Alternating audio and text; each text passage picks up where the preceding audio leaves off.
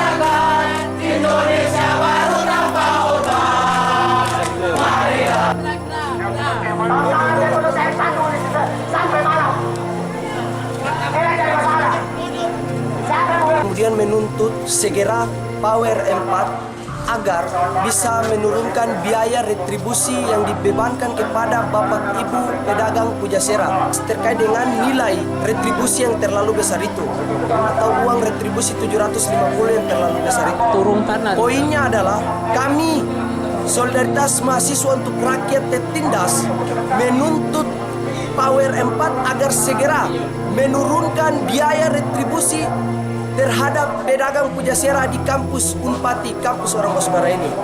Ada efeknya Ya, mahasiswa?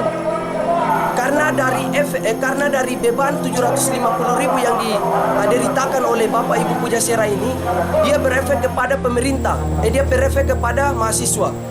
Yang pertama, mahasiswa tidak bisa duduk lama-lama lagi di Pujasera karena biaya yang terlalu besar, dan kemudian biaya nasi ikan yang tadinya 10.000 naik menjadi 15.000.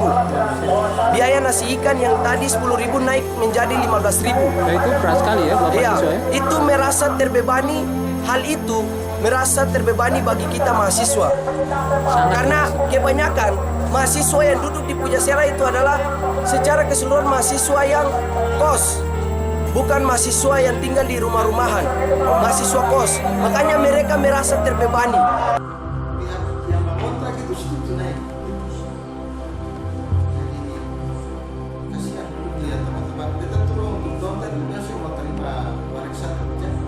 Saya mau menjelaskan